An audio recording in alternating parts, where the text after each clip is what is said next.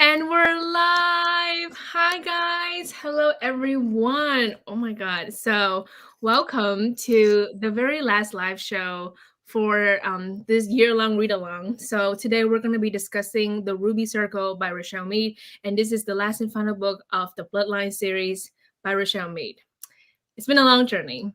Honestly, time went by really fast, and I'm just like, oh my god, it's like the last book, the last live show. We're basically done, which is really crazy.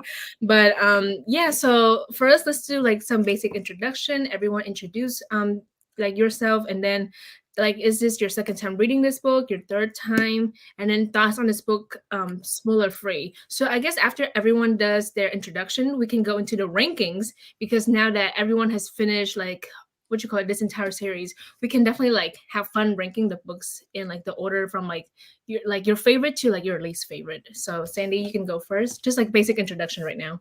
All right. Hi, everyone. I'm Sandy from the channel Sandy Reads a Lot. And this is my second time reading this book. The first time I read it was when it first came out, and I really enjoyed it. It definitely wasn't my favorite in the series, but I still liked it, and I'm excited to talk about it with you all today. Hi, everyone. I'm Tiffany. I feel like Sandy and I are always on the same wavelength. I'm Tiffany at Read by Tiffany on all platforms, mainly Instagram. And this is also a reread for me. I enjoyed it, but again, not my favorite. I think the ending was not as satisfying as I hoped it would be. I think there's still so many unresolved things.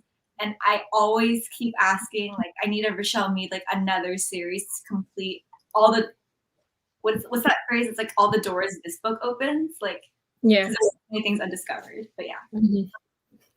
Hi guys, my name is TRINH and you're on my channel right now. So this is my second time reading this book. The first time was like in 2016, I want to say. Yeah, 2016. And my thoughts on this book, honestly, yeah, as like the final book, it's just like not satisfying because it's like there's so much that we can do and explore the story even more. But honestly, I went into this book having very low expectation because I didn't want to like get my hopes up because I know for a fact like out of the entire series, the very last book is like the weakest one. But I still enjoyed for what it is. Like if you just like go along for the ride, then like it's actually like pretty fun and entertaining. But at the same time, after I finished the book, I was just like, there's like a few like plot lines that are not wrapped up like completely. The vaccine. There like that's like the one I was thinking of. I was like, whatever happened to it? But yeah, like that's like the sucky part. I do wish Richelle Mead would come back. Could she make Eddie and Joe to make characters this time? Like, come on, like we will come back and to read the book and do a live show for it. But yeah, regarding ratings, I don't know. I think when I finished it last night, I gave it like a 4 out of 5 stars. So I was like, it was a good time. But at the same time, it's not like a perfect book, you know? I don't know. I'm still not sure about my ratings, but I think it's 4.5, which is very surprising because I thought that I would give it like a 3, you know, like or like below a 4 stars. But there's that. Okay. Are you ready for the ranking? Are you Oh my god. So Sarah, you want to go first with your ranking? Yeah, I can go So first. your favorite to your least favorite. My favorite to least favorite? Okay. So I feel like the top three were easy for me to rank, whereas the last three were a little bit, I feel like they're all kind of like grouped together as one. But I decided that The Fiery Heart is my favorite. It was a really close tie to The Golden Lily, but what kind of made it become number one was that I just really loved all the Sidrian moments in The Yeah. Fiery Heart. And I because they are like one of my favorite fictional couples, so I just really loved reading about that in The Fiery Heart. So yes, second is Golden Lily, third is Bloodlines, fourth is Indigo Spell, fifth is Ruby Circle, and then last I put Silver Shadows. I Okay. think Silver Shadows is a good book, but it was just such a heavy, Mm-hmm. dark book, and it wasn't as like fun, I guess, as the other ones. So Yeah. I put it as last, even though I do think it was a good book. What was your third and fourth again? My third was Bloodlines, and my fourth was Indigo Spell.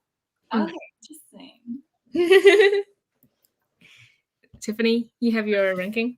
I thought Sandy and I were gonna be like, ooh, aligned again, but then like kind of close. So my first one is like Golden Lily, Indigo Spell, Bloodlines, Fiery Heart, Silver Shadows, Ruby Circle. Interesting. Okay. Honestly, Your books are my top three. okay. Wait, I think Tiffany and I we have similar rankings. I feel like the middle is a little bit different, but other than that, everything's like pretty much the same. Because my hands are so dry. So the very first one, the Golden Lily, I should have given it 5 stars. I fucking hate myself. I give it 4.5 because I was like, oh, maybe like, like later on, I'll find like the perfect 5 stars. But like, I should have trusted my gut. Like, Golden Lily was that book for me. Oh my god. So the second one is the Indigo Spell. Then the third one is the Fiery Heart. Miko, don't bark, please. Okay. So this is so confusing. So Golden Lily, Indigo Spell, Fiery Heart, Bloodlines, Silver Shadows, and then the Ruby Circle. Oh, we're basically the same except the middle, like fourth. Yeah. Yeah, because I think you put Bloodlines as number 3 and Yeah.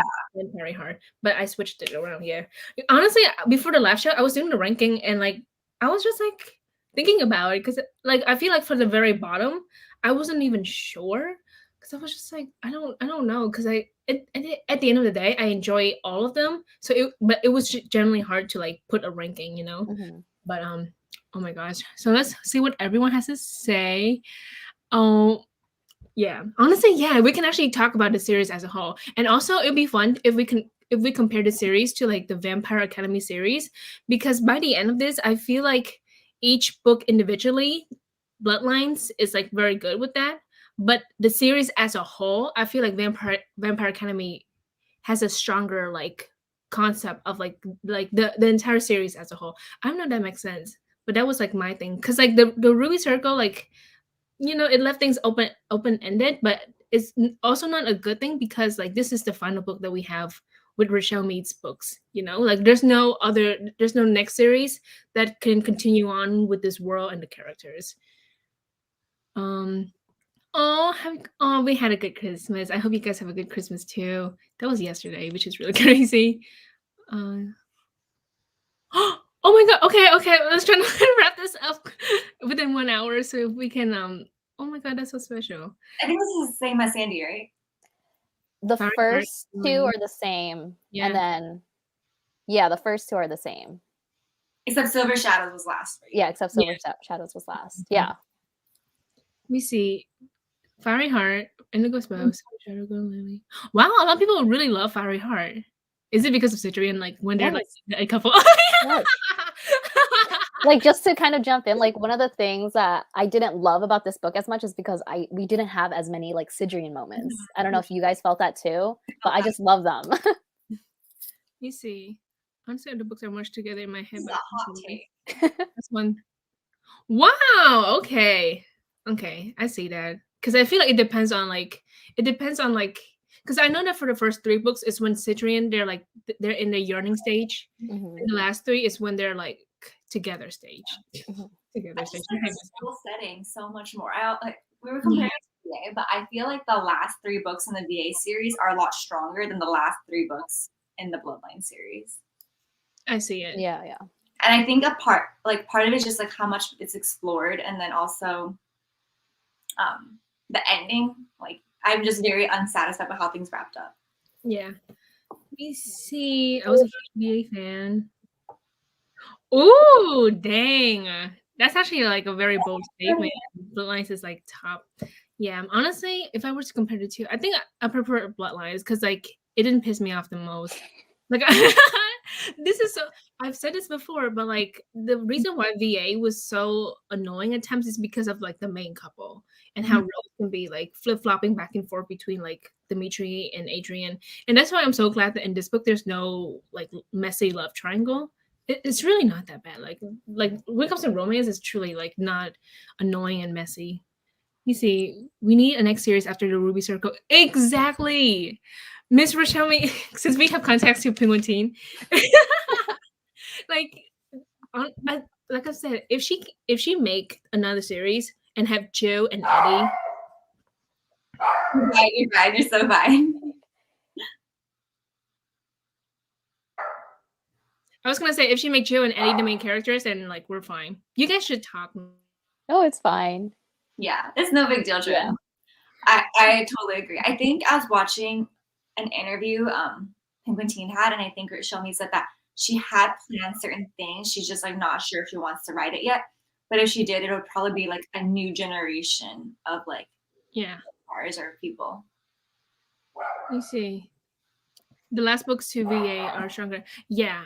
Honestly, I see it. I honestly with the Vampire Academy, I remember loving Last Sacrifice, even though, like I said, I think back then I didn't care about Dimitri and Rose anymore as a couple because I'm like, whatever.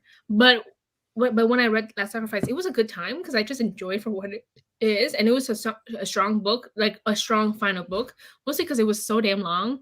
And with this one, I don't know, a part of me wanted to be a little bit longer, just like 50 pages longer, because then it can like match like the page number with the other books because everything else was like 400 pages, but this one was 350, just like 50 more pages. I feel like she can make like a big difference with just 50 pages, 50 more pages, sorry. I feel like with Last Sacrifice, everything, I keep repeating this like this point, but like everything comes full circle. Maybe because it's like a murder mystery, but like you find out who kills who, you find out like the effects of spirit, like things are lingering, but you're pretty satisfied with how it ends, especially with Rose's bond. But in this book, I don't know if we're going to spoilers now, but like in this book, we get like the vaccine, we get like random plot points of like Dimitri being cousins with Adrian. That threw me off for a big thing. Yeah. And then also like Declan's a kid. They have a kid now. Neil ran off. Like nothing comes back. Nothing is tied up. We still have like questions about witches and like why, like earth magic and vampire magic, things like that. Yeah. So I don't know. Yeah, honestly, you can talk more about that. Let me see. This just makes me so excited for the series. Oh, the television series. Oh, yeah, I forgot about that. Yeah, honestly, I'm excited too. I really hope it come out sometime next year. Is it on Peacock? Peacock, yeah. Yes. Yes. I'm busy. Oh my god. Let's talk. My sister needs to. You're good, Trin. I feel like we should do like a watch party or something for the first episode. That would be fun. Yeah.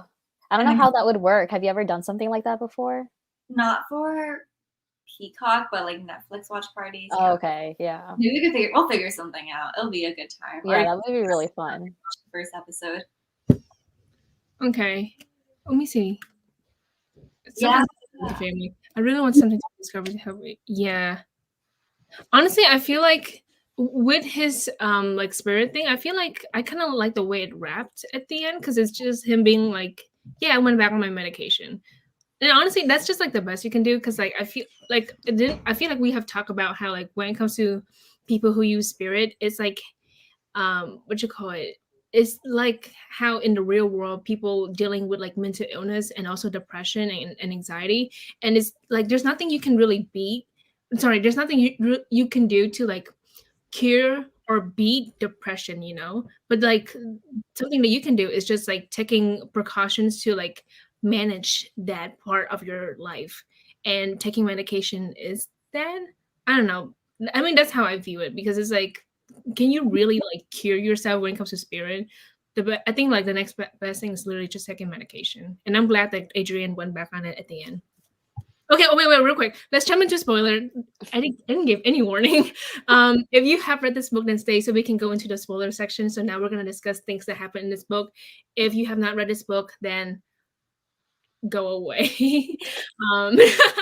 Then don't watch this live show because like we're going to go in depth. We're going to talk about everything.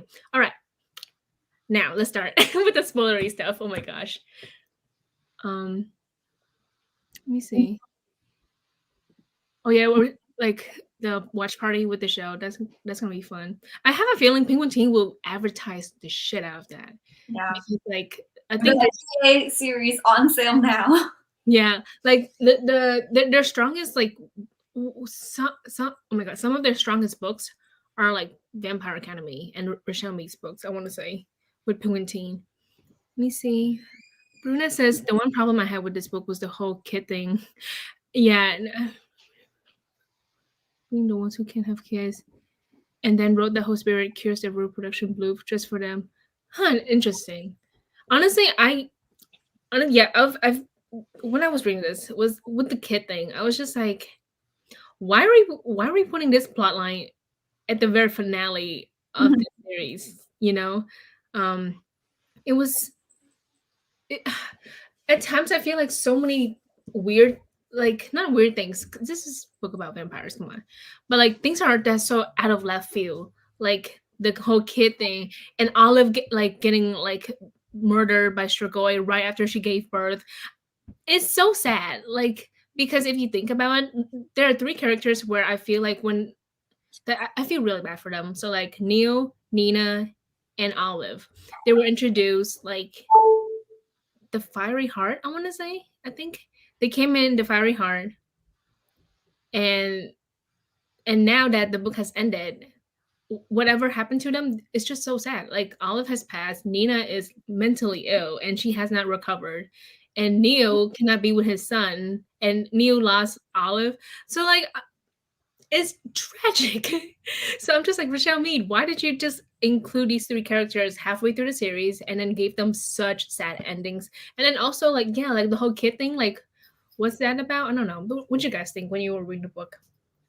I think like my main thing about the kid thing is that like it tied back to like Sydney and Adrian basically adopting this kid. I don't know. I just feel like the ending is too like, as much as I want a happy ending for them, it's just like it's too like they're too much of an yeah, exactly. Like not only are they're married, they have a kid now, like they're living that like family life that typically most people don't like have until like a little bit later down the line. They're like what, Sydney's like 19, Yeah. right?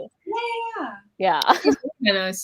I also feel like I don't know if it's just me, but I feel like the conflicts in this last book were too easily resolved. Yeah. Especially with the alchemist, like, oh, okay, now you're telling me like she's okay, no longer on the run. Like, okay, good for her. But I feel like we had such a build up towards how scared the alchemists were and like all that stuff.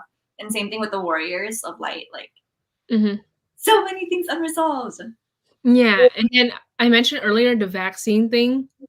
What happened to it? It's such a big deal. Like for like 2 or 3, I want to say two books. I want to say no, actually more than that. I could be wrong, but they were trying to find this like Strigoi vaccine to make sure that like 3 books, Fiery Heart. That's when Neil and them take attack. Yeah, but then I feel like they started this whole vaccine thing since like the end of Bloodlines. So like it's probably 3 books, like the Golden Lily, the Indigo Spell, and then the Fiery Heart. And then with this book, kinda, because like Declan is that special kid who has like some residue of spirit, you know, and they're trying to like replicate that.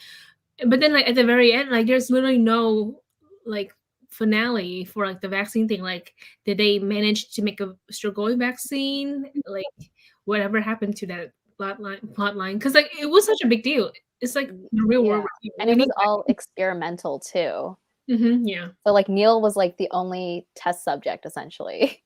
Yeah, and it worked for him. So that's I forgot about him like having that. Oh my god, this was like not. Do you feel like maybe the reason why they were able to have a kid was because Neil had the vaccine, not so much because Olive was restored? Yeah, that's the question that I have. Honestly. Yeah. I honestly, I think it's probably the latter. I think it's because Olive was restored. Yeah. But then it raised the question of Dimitri and Rose, because I know they've been fucking around with no protection. And like Dimitri has been wait a minute. I think it's a combination of the vaccine. Maybe, yeah. And her being restored. But, you know, who knows? Richelle Mead, we have questions. Where are the answers? I love the fact that now we're just going to go into like the problems with this book instead of like the actual things that happen. But now that I think about it, like in last, because like with Neil and Olive, they said they had sex like that one time and then she got pregnant. And I was like, oh, that's my biggest fear. Don't do that to me. And with Rose and Dimitri, I'm sure like in Last Sacrifice, they have sex. And I'm sure like throughout their relationship, I'm sure they've done it multiple times. And like you telling me Rose is still not pregnant. So now I don't know if it's because of like the restoration. Is that the right word? But then I remember Adrian talking about like, is it because Olive is a woman and then Dimitri is the guy? You know, there's that too. I don't know. We'll never have the answer, unfortunately. Let me email James and then just forward that email to Richelle Mead. Oh my gosh. Let me see. Can we talk about the fact that? Oh yeah. Yeah, sorry. Let me see.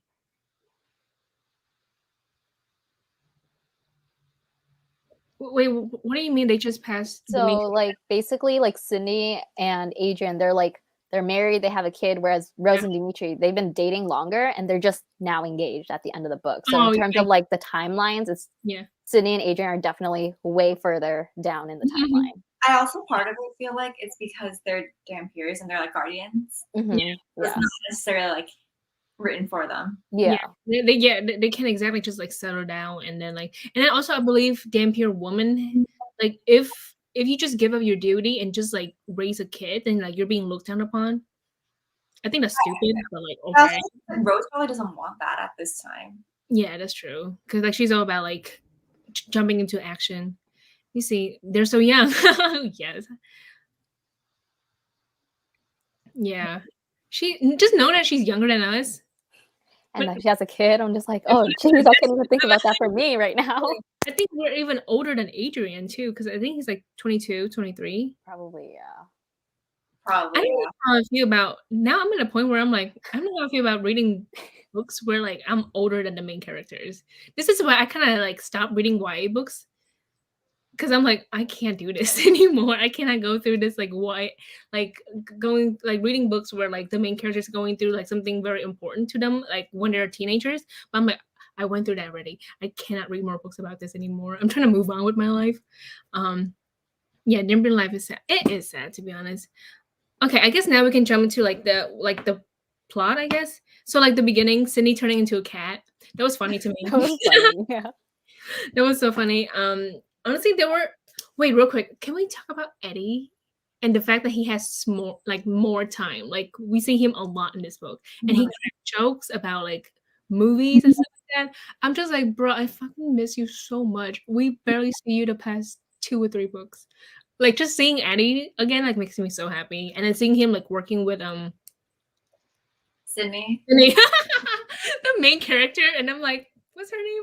Oh my god, like seeing him working with Sydney and just like seeing their like brother sister relationship since like the very beginning because they pretended to be siblings and now like they have that kind of relationship. I get very tough. So like, what you guys think? Like, did you notice that Eddie like has more screen time in this book? Screen time, you get it. Yeah. Yeah, it was really great seeing Eddie and seeing like his like, you know, desire to want to get Jill back and seeing him like want to do as much as he could possibly get involved to get her back. So it was really nice seeing him. And I also like that at the very end he's like assigned to to Adrian, I guess technically. Yeah, it was so cute. Oh, I love them. I also part of it made me like realize how much I miss everyone. So I also like I'm glad Eddie was there, but I also started to really miss Trey and Angeline, and then also Jackie and Malachi Wolf. Yeah. Wait, actually, I was gonna say something. Yeah, honestly, we see Jackie a lot in this too, and I also really like her because she's like the Jill teacher who's also secretly a witch. But like something I've noticed is that we didn't even see Angeline at all. No, We she saw was like mentioned at the like, beginning taking like summer classes. Yeah, and that was it. I was like, honestly, even if she's one of my favorite, I still want to see her again. Yeah, and like also I think it would have been nice to see Angeline towards the end, especially since like she was in the room when Jill got kidnapped essentially. So it would have been nice to have them like reunite. Yeah. And then have her like redemption in a way because like I'm sure that she felt bad that like she lost Jill on that stuff. Yeah. Honestly, yeah. So like yeah, I was very happy to see Eddie again. And I guess now should we I guess we can talk about like the whole Nina, Olive, and Neil thing because like we briefly mentioned it, but now we can go in depth. Oh my god, this was a lot to me because like first of all, I feel bad for Nina. I've like that scene where like she just took on so much spirit and she was just screaming the entire time. I felt really really bad, and like honestly, as I was reading this book, I was like, I understand why Olive ran away. I guess is because like she's trying to protect her son because she knows for a fact that when he's born, like people will like take him away, excuse me, and test on him and that stuff. But my thing is, she's at the commune, she's in a room, and she was scared that the alchemist would come to the room, I guess, because she ran away because of the alchemist.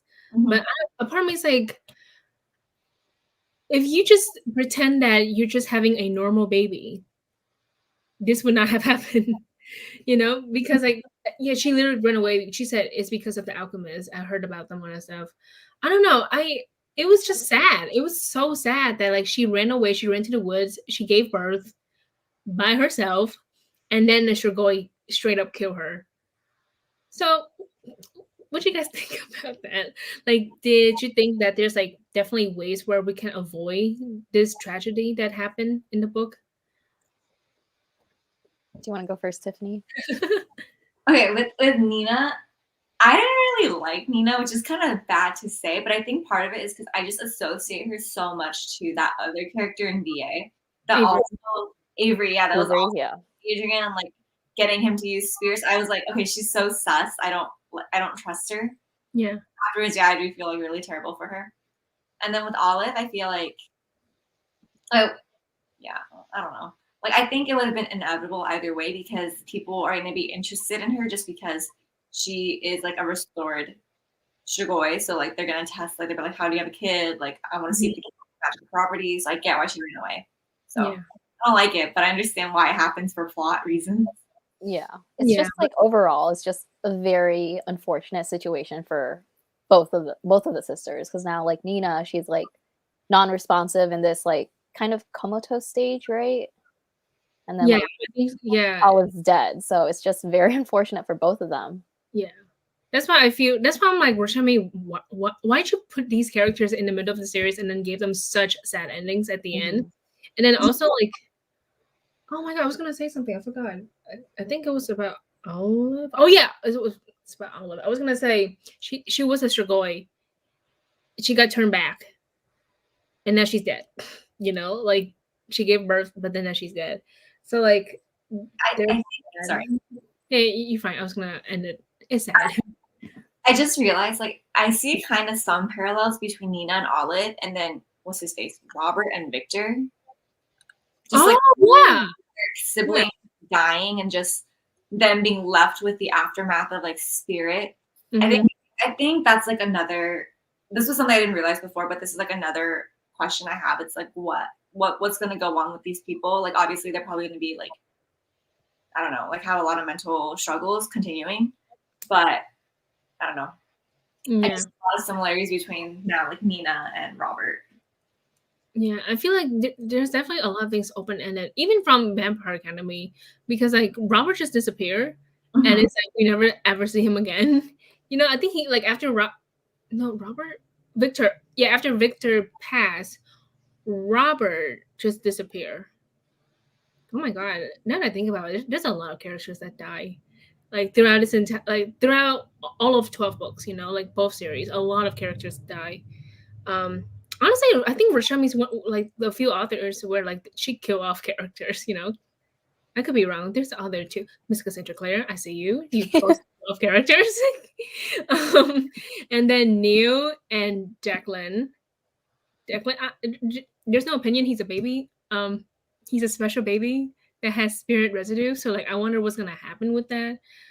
I don't know. There's not much to say. He's just a kid, like straight up a baby. So there's that. And then Neil, oh man, this man did put at the end. I can't believe it. At the end, he said, bye.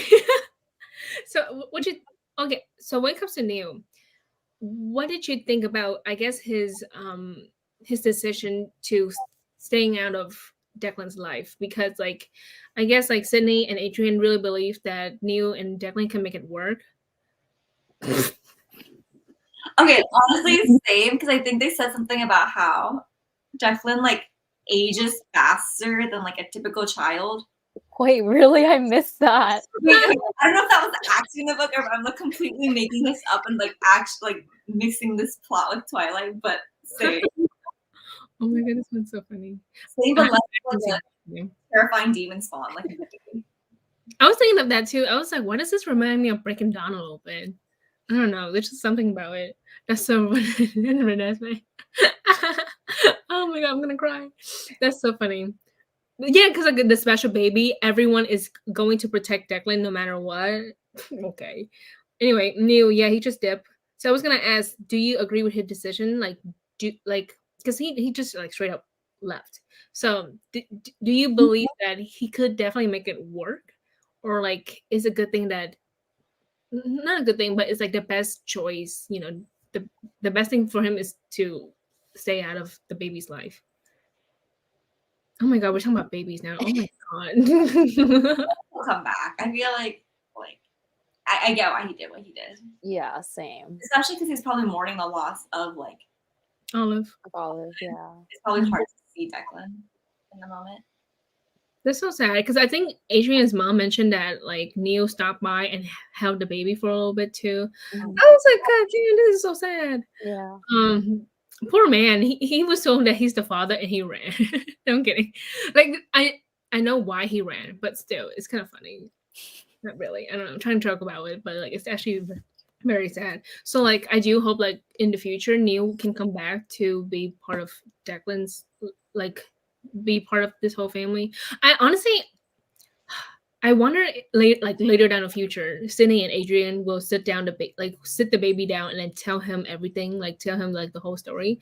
Cause like it's not really a good thing for them to keep this huge secret from the baby. Cause I've heard stories where I've heard stories where like high school kids would take biology and they would do Punnett square stuff like that. And then eventually some people would find out that their parents are not their real parents, or like their mom cheated on the dad. There's like a lot of stories I've heard about it. And it's just from like biology, like a high school class. And you know, so a part of me is like, please sit down the baby and tell him the truth. Some like when he's like 10. I don't know if he understands the concept of that. But I just really hope that like they will tell him the truth later down the line, because like it's a huge burden. I don't want to say I don't want to use the word burden, but like it's a big secret. And yeah, and I also wonder if like this will happen with Rose and Dimitri. Well, like would they have a child together later down the line? I don't know. I think I guess now we can move on to dude, this character. This is so dumb. Kind of. It was just again out of left field. Like Richelle Mead really put certain things in this book and move along. So Rand, like the uncle of Adrian, and then we learn that he's the father of Dimitri, therefore making Dimitri the cousin of Adrian. And I'm like, Rose, honey, you play with the cousins. Girly. No kidding. No, but I was just like, okay. And then we never see Rand ever again. I don't know. I don't know. How did you feel knowing that Adrian and Dimitri are literally a family, like they're cousins? I forgot about that. So that was definitely something that surprised me. Yeah. But yeah, Rand definitely does not see, he just seems like a total jerk. Yeah. What are you, Tiffany? Yeah, I don't think it serves any purpose other than like a shock factor. Mm-hmm. Yeah. And I wish like maybe got more of it. Maybe like in the future, Adrian and Dimitri bond over the trauma of like their fathers or something. But it was just so random. I think like Richelle Mead was just like, this will be funny. Let's just put it in. Yeah. Now I think about it, yeah, like Rand, and then also like the Nathan or something like that. Like, you know, they're both brothers. The Iveshkov, they're both assholes. So I was like, oh, so this runs in the family. Hopefully it styles with Adrian, you know. But I was just like, dang, that sucks. So like, I'm guessing Dimitri and Adrian both have daddy issues. That's so funny to me. And then like Dimitri and Rose, I like seeing them in this book. I really love seeing them in the last few books, you know, because when they're like in the books, they're very helpful. Like they're like doing their job. They're like guardians, and like they're a big part of the story. But yeah, I really like them in this. So there's that. It was so random. Yeah, that's what everyone said. It was so random. Yeah. It was kind of, because like it lasted for like one chapter and then we just move on. Like, oh, okay. Anyway, they're cousins now.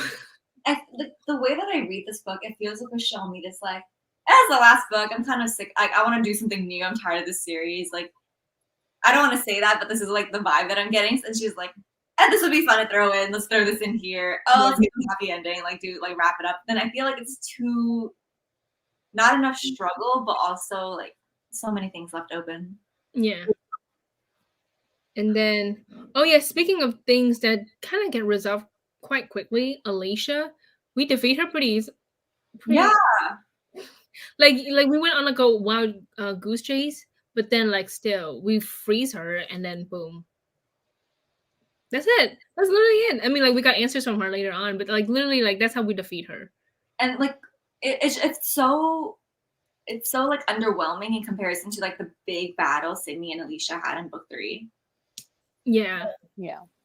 Because I think with this one, I don't want another house to be burned down, to be honest. I'm like, that would be so unsafe. But yeah, I was just like, oh, that's it. Okay, I guess. And then like, I guess we can definitely talk about Joe's abduction.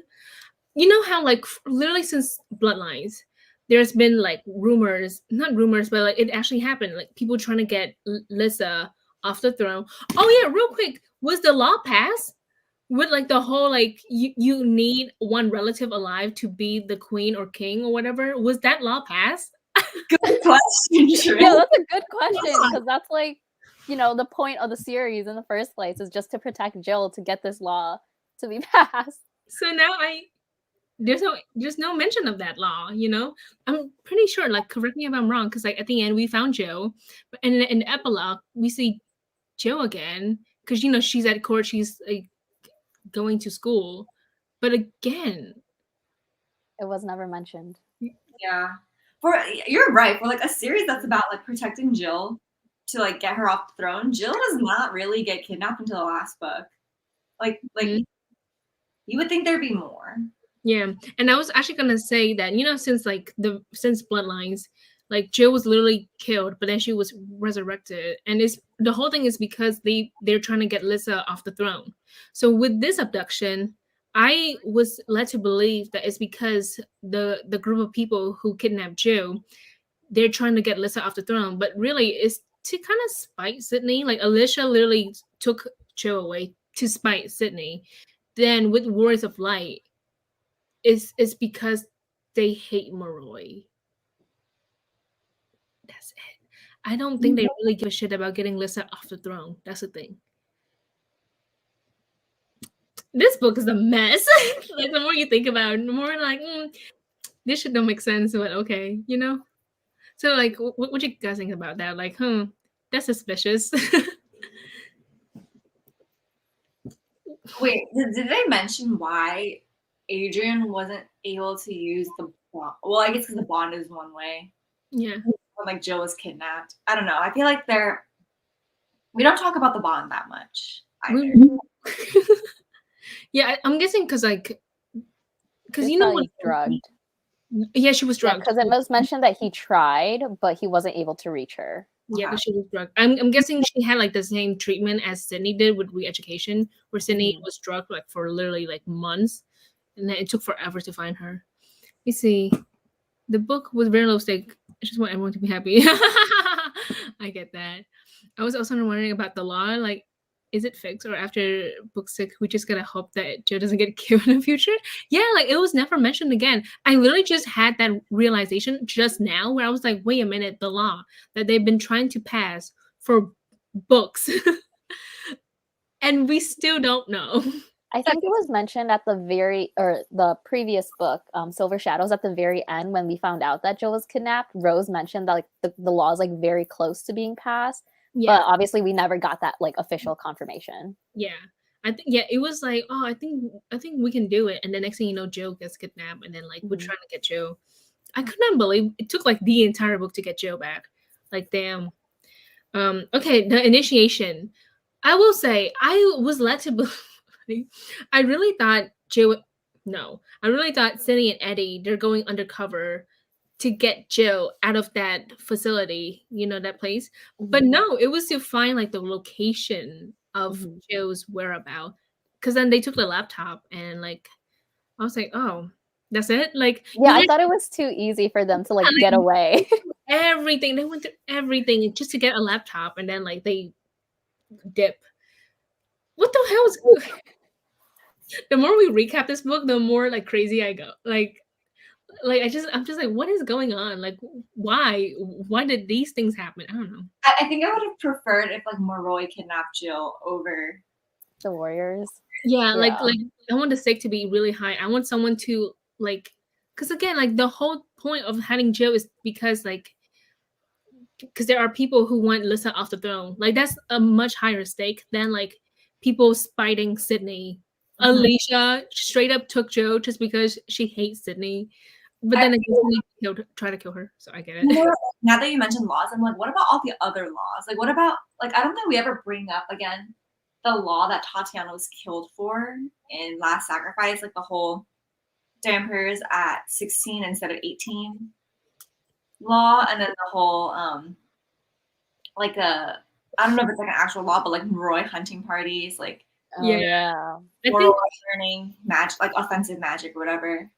I think there was like a few There was a scene that kind of briefly touched on like Moroi being trained. Christian and Mia. Yeah. I think that was at the beginning of the movie circle.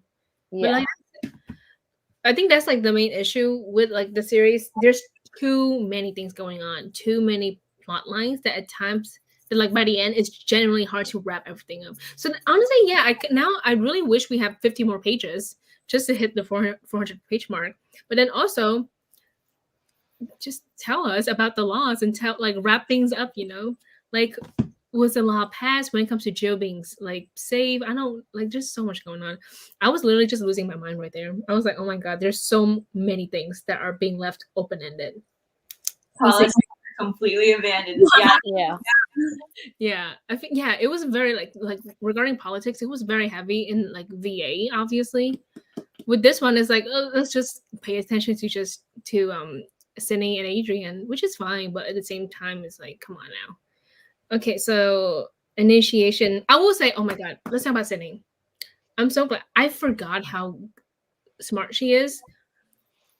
I don't know why I said that, but like there are two scenes where I was like, damn, she's such a bad bitch. One of them was when she went after Caleb, like the big guy with like a bunch of hearts. She was able to outsmart the whole rule thing, got all of the hearts, and then boom, she got into like she went on to the next phase, I thought that was kind of too easy. With the initiation? I thought it was smart, but I thought it was like, that's too easy. Yeah, I get that. I feel like there's also the other scene is when she calls Stanton and she just straight up threatened her with like the names, all that stuff. That was also pretty badass. I don't know. Remains a babe. Sydney remains a babe. Exactly. I love how like Adrian sims for her so badly. Like, yeah, you should. Let me see. And then also Sabrina. I actually really like her. Sabrina. I will say at times I was so scared that she's gonna betray them. Because like she knows so much about the initiation, the facility, the outline, everything. I was so scared that she was gonna give Sydney and Eddie the wrong information and then they're gonna get caught. Something like that. I was actually very scared that she's gonna betray them. But at the end of the day, like it was fine. Like she really was loyal to Marcus, and then she's like, you know what? I don't want to do this Warriors of the Light thing anymore. Let's just like go. And then she just go with what you call it, Sydney and Eddie. Oh my god, I cannot think anymore. But yeah, what did you guys think of Sabrina and like Marcus too? Because we can talk about him. I like Marcus. He's chill. Yeah, I like them both. Yeah, it was nice to see their helping Sydney. I want Marcus and Carly interaction. Yeah. I like the vibe. Wow. Let me see. Yeah. Sydney back with her dad. That was good. Another unresolved thing. Like, what's up with that? Yeah, honestly, I was surprised that her dad was involved in all of that. Like, what was the reason or like the motive behind that? I'd like to get some answers. Yeah, because like at the end he was just like he said something along the line of like Moroi deserved to be killed, probably something like that. I don't know. Did he say that? I probably make things up. But yeah, he never really explained why. He was just like being defensive and trying to like deny it. But then like Sydney had the list. And then we see Zoe. So like with Zoe and the dad, we actually saw them like towards the middle of the book when Sydney like at a gas station, right? At a gas station. Yeah. I wonder what's that about. like, because like I guess I'm guessing they're in like the same area, and then we see them later at the end of the book. I will say I'm really glad that like sorry Zoe apologized because she didn't know. Mhm. And again, like when which one, the fiery heart happened, I never hated Zoe. I just felt really bad that she was like, being manipulated and brainwashed by her dad. Mhm. But now that she has the truth and all that stuff, so like I'm glad that she like, sees like, hey, the alchemists aren't like that good. There's some things that they do that's pretty sus, like the re-education, all that stuff. Also with Stanton, I wonder if I don't know. A part of me is like, with the alchemists, you you cannot claim ignorance when it comes to re-education and what they do with that. Like I feel like with Stanton, she was like, I think she, correct me if I'm wrong. I think she alluded to the fact that she didn't know, or like she wasn't aware of how bad it could be. But I'm like, how? You're so high in power. Like she has a very high position, within the alchemist. How can you not know what happened in re-education? Because like it's just so bad, like very toxic, just very toxic. Because like people like suffer so much in re-education. So like, what you guys think about that? Like with Stanton too? Because like Sydney believes in her, and I want to, but still, I'm like, I don't know, because like the alchemist can be very bad. I don't know. I think maybe she does like support re-education, but she might not have necessarily known like the extent of, how serious or like how severe Mhm. re-education was, just because like obviously I'm assuming that she's never been through it herself. Yeah. And she's not in charge of running it. She's in a different position within the alchemist. So maybe Mhm. not to say that, she deserves an excuse or anything, but maybe she just really wasn't aware of how bad Yeah. it was. What Yeah, do you, I Tiffany? think so. I feel like even though we don't like the alchemist, I don't not like Stanton. Like I don't put Stanton in the same grouping of like her dad or like Mhm. all the other alchemists. I feel like, not to be like I have hope for Stanton, but I have hope for Stanton and that she's not as terrible. Like part of me saw her as like a mother-ish figure for Sydney, not to Yeah. the extent of like Jackie, but a little bit. Mhm. I don't know. Yeah. Honestly, now that I think about it, I really wish we see Sydney's mom. 'Cause she was mentioned, but like she really was never in the book, which is very unfortunate. Because like I think she sounds like a really good mom and like a nice woman, and like I just can't believe like the dad, like the like the way he reacts and stuff like that. It's just like, what happened? Because like we talk about this, but I think Sydney mentioned that like her dad used to be very chill, but the next thing you know, he's very dedicated to this alchemist life, and now he's just very uptight and also very manipulative, and he uses his own daughters as pawns within like this whole alchemist system. It's just gross. So like I hate the dad. I'm glad like I don't know, he got blackmailed by his own daughter, which is pretty badass. I'm like, you know what? Yeah, fuck your dad. Let's blackmail him.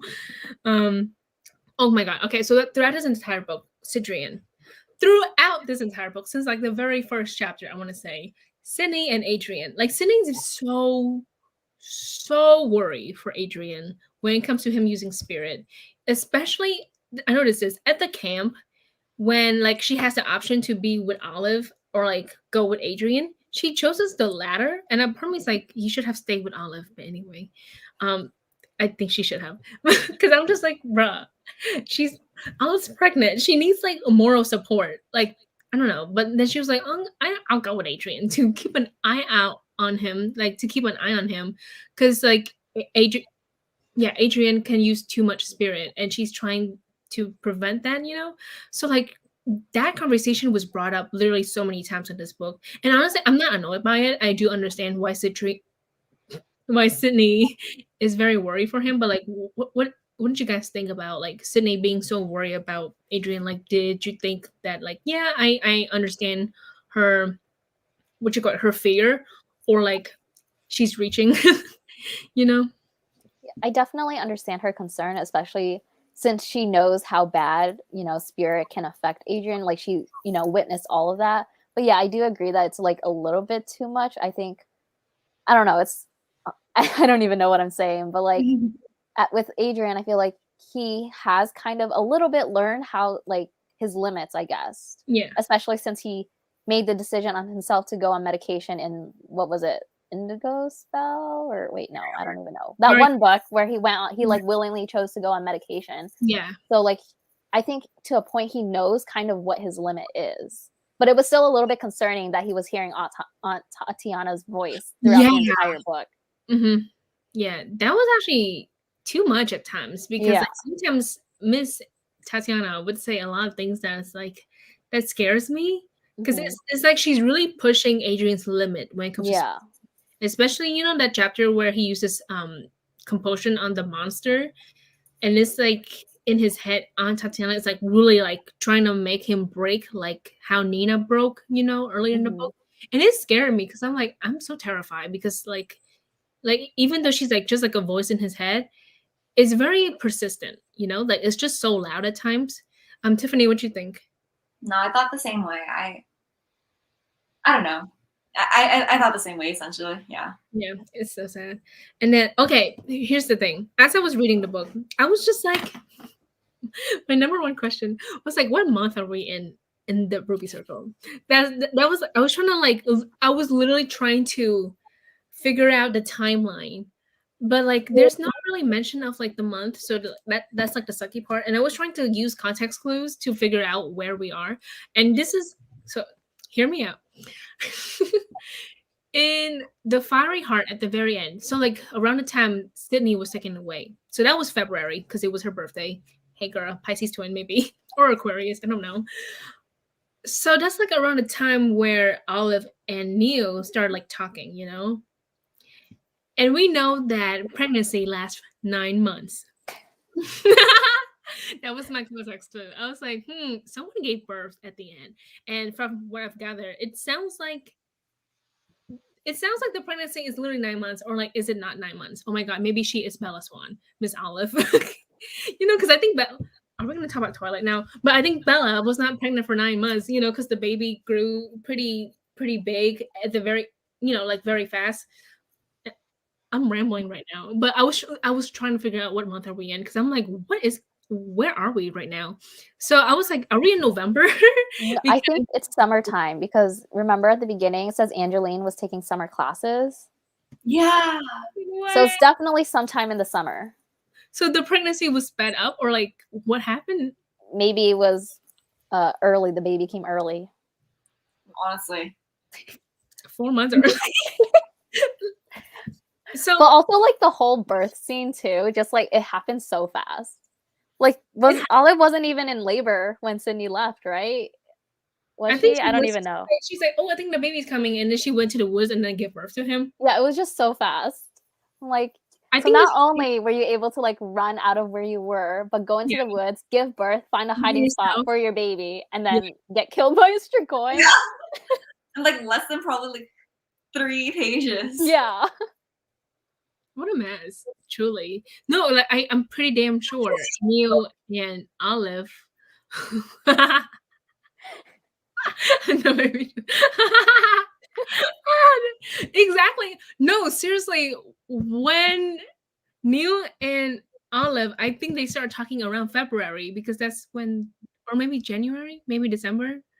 I don't know. I have no clue. I don't know anymore. So, like, honestly, so if someone has the time to draw a timeline of everything that happened, I don't know. Because now, Miss Richelle Mead, I have questions. Like, when did they have sex? When was the baby conceived? What's going on here? Like, the baby was, like, you know, Olive was, like, giving birth to this baby, like, in the summer.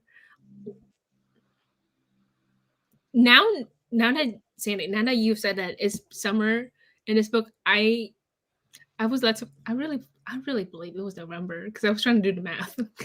You know, and oh my God, what the hell happened? Like, is it because, I don't know, because now I have two things when it comes to the pregnancy. We got or like me, because I care about this, I guess. I got the time wrong. I did the math wrong. I don't know. Or the baby just happened to grow really fast in the stomach, and then next thing you know, it just pop out. I don't know. I have questions. This book drove me crazy. Honestly, I told you, as I was reading this, I was like, I'm having a good time. But now that we're like talking about this in depth, a lot of things are left open-ended, and it just sucks that we don't get the answers, you know. Honestly, I would love Richelle Mead to go on like a book tour. And then it's so funny if like she were to release a new book, go on a book tour, and then we could go there and we ask questions about the Ruby Circle. We're like, okay, now back when you published this book back in like 2015. She probably will, you know. Like what are the odds that she doesn't for the TV series? Like a Not a tour, but like she'll probably like do interviews, right? oh my god. I would assume so, I have a question about the Ruby Circle. The pregnancy thing. Like what's that about? Oh my god, it'd be so funny. Honestly, I'm happy this series is coming out because I feel like this is more pressure for her to write another series. Yeah. Okay. Now we can like wrap things up. Wait, let me see. That's true. Yeah, that is true. Yeah, so true. Honestly, yeah. You see me spiraling right there about the whole pregnancy thing because I was trying to figure it out because I was like, wait a minute, like what's going on? The epilogue. Honestly, the only complaint that I have is that I wish we see Lissa and Christian part of this family because I'm like, oh, excuse me, where's Christian? But like it's nice to see what you let me see. So Citrine's there, Rose and Dimitri, they're engaged. Joe and Eddie, they're dating, and then we have the baby. And Adrian's mom too. I like their relationship now. Yeah, like they're a family. Yeah, honestly, I kind of wish. A part of me is like, it's the epilogue, and let's face it, Miss, you didn't reach the page count. Give us a include literally everyone in the epilogue. Include Trey, Angela, Neil. Put Neil in. Jackie and Wolf show up, like have a big potluck. Like you know, like the last episode in Avatar, everyone's just there. I want that. Yeah. give us an Avatar: The Last Airbender epilogue. Like Jackie, where's Jackie?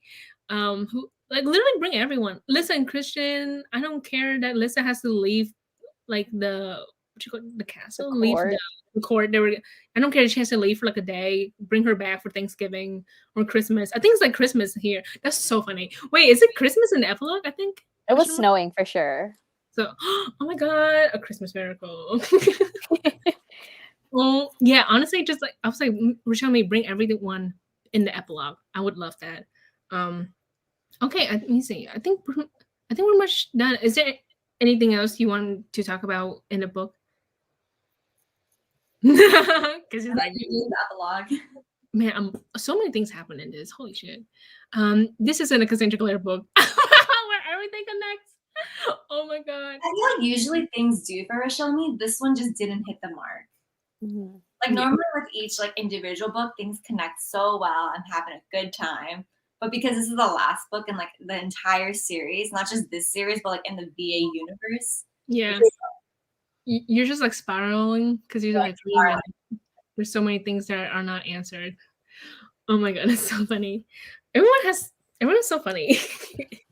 Okay, so like that's the epilogue. So now, everyone, what's your favorite scene in this book? I don't even have one. I have to think about it. Yeah, I don't know if I have one.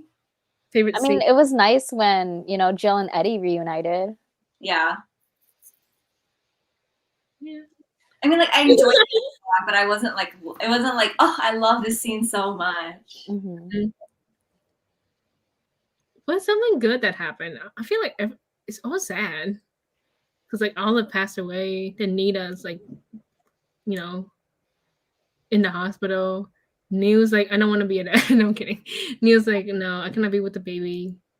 I really cannot think of a favorite scene. Oh my god.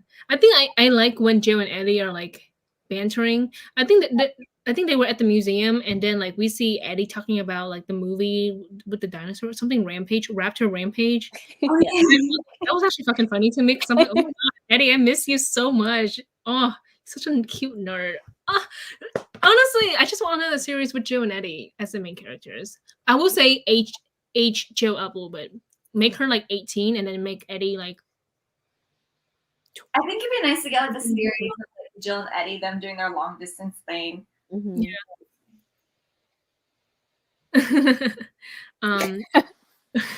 Yeah, I'm reading the comments. Yeah. Let me see. Every Citrian scene. Wait, remember the scene where Sydney gave her engagement ring or like her wedding ring to Adrian. Then a few chapters later, he knelt. Kneel? Is that the best? Yeah. Oh, thank God. Oh, he knelt down and then he put the ring on her. Oh my God.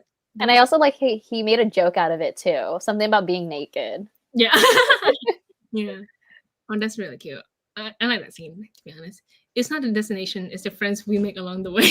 Let me see. Favorite scene, Dimitri and Adrian turn out to be cousins. That was so messy. It was just like, yeah, honestly, around that part, I was like, did Dimitri like know about this? Did like, oh my Like, God. does he just not know his dad's last name? Yeah, he didn't know his dad's last name. Yeah, I was just like, sir, I don't know. I mean, I guess like Dimitri just did not know his dad's last name and just had no idea that like Adrian was like his cousin, you know. That, oh my God, that was weird. But yeah, I guess my favorite scene is like Eddie and Sydney, because like we actually have so like quite a lot of scenes of them like like working with each other and that stuff. So I think that's really nice. So like, what's your favorite scene, Sandy and Tiffany? I think I'm just gonna go with when Eddie and Jill reunited. Okay. Probably just the epilogue, but yeah. Oh yeah. Okay, and then what's like a shocking scene? Something that like when you reread this book, you're like, what the fuck? It's the cousins thing for me. Well, also like the demon at the end when Sydney was that I didn't expect that. I forgot about that. The demon in the cell with Jill, not in the cell with Jill, but like that was like preventing people from like saving. Wait, her. where's Hopper? Yeah, where's Hopper? At this point, yeah, I cannot keep up. Like, I think Hopper was with the cat, and Adrian's mom was taking care of them. Yeah, Hopper should have made an appearance in the epilogue. Yeah, like just a brief one sentence mention. Yeah. Oh wait, but remember Hopper's lifespan was 1 year, right? No, don't say that. Right? He died. Just disappeared. Like, back to whatever magical world, right? Yeah, I remember that. Oh my God. Oh my God. Oh, that's bad to think about. Sorry for mentioning that. Like, so we just bring him back. Can you do that? Wait, let me also say, I was in Vegas for Christmas, right? Or like this past weekend or past week. And I just kept thinking about all the scenes where they're just like running through Vegas. And I'm like, oh yeah, that was Silver Shadows. Wow. Yeah, like, and then like Sydney was in her wedding gown too, which is so funny. What is the Hopper funeral say? Like, I want, like, if Hopper's gone, can they like summon another Hopper? Hopper 2? Yeah. Hopper 2. Hopper Jr. Honestly, yeah, I was like, Sydney, I don't know. I feel like I'm pretty sure I'm pretty sure Sydney did that. It's because to protect herself from like Alicia, you know. Back then she thought it was Veronica, but now it's Alicia. Oh my God. Just experiencing the bloodline. Really? Okay. And I was just like thinking all those like little random things. Like, I want Adrian's car to make a scene again. The Mustang, yeah. Oh my God, when they gave up the Mustang, I knew this book was taking a huge turn, or like the series overall, because like that Mustang, like Sydney was in love with that Mustang and all that stuff. That was so funny. Isn't it called the Imaginator? Yeah. Yeah. Sometime next year, I will probably reread The Golden Lily for fun. See, The Golden Lily is just fun to reread. To experience that joy. Honestly, just that one book. The others just hurt me too much. or like The Golden Lily and The Indigo Spell. I'll probably reread those 2 books and then just like move on with my life. I will do it probably next year. Yeah, I think the shocking scene is like the dragon at the end, because I generally don't remember that. What about you, Tiffany? That and Cousins. Cousins, yeah. That shit is wild. They really said we're cousins. I was like, oh my God, this is so awkward. And again, like, you know, like how Rose. Anyway, and real quick, I was gonna say Rose and Adrian. I'm so glad to see scenes of them just like being friends. You know, like good friends. You know that there's no bad blood between them anymore. Which is like, honestly, like, I'm proud of Adrian for not being spiteful. I agree. Oh, he's so cute. Can someone write fan fiction? Fan fiction exists. If someone doesn't have any responsibility, like adult life responsibility, do you have time to write a fan fiction between the VA and the Bloodlines characters having a game night? Because I can do this shit. That'd be so cute. Okay. But is that it for today? Oh my god. Okay, that's basically it, guys. It's the very last live show. And like I will say, I'm just gonna briefly mention this. Tiffany, you don't do booktube anymore, do you? I mean, like I do like live shows. Like, okay, so because like it's the very last live show, in a way we're like, moving on, because like we're adults, we have responsibilities, which is so annoying. But I was gonna say Tiffany, she has the Subtle Agent Book Club with Alexandra, yeah. I said Alexandria like a dumbass. But yeah, so like Tiffany has that, and then Sandy, you don't do booktube anymore? No. Yeah, Sandy has retired, and to be honest, I'm gonna retire soon because I'm at the point where I'm very tired and I just have a lot on my plate, like work, grad school, and it's at a point where I'm gonna have to take certain things off my plate. So like I have a few I have a few videos that I need to upload because like I'm working with a few companies, but after everything is like done, I think I'm uploading like maybe 3 more videos on the main channel here. Then I'm just gonna dip. Sorry. But I will say we're pretty active on Twitter and Instagram. Yeah. It's gonna be like fun, So like yeah, I'm gonna retire. Like we're all going to but Tiffany has her thing, but still like we're gonna not upload booktube content anymore. I'm so sorry to announce this. However, we're on Twitter and Instagram, so like hang out with us. And again, if Richelle Mead does come out with another book in this world, yeah, we're coming back. We're coming back. We're making a comeback. We'll make a comeback.